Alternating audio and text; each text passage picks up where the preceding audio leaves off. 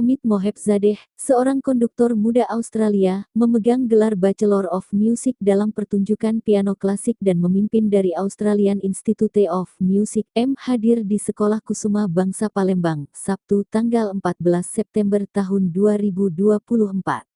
Kehadiran yang luar biasa ini karena dalam event Palembang Choral Exhibition 2024 ketiga ini, Omid menjadi salah satu narasumber.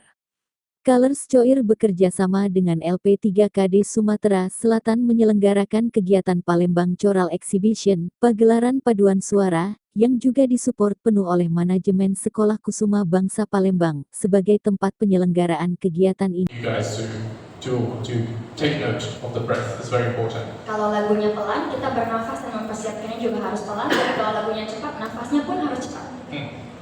So,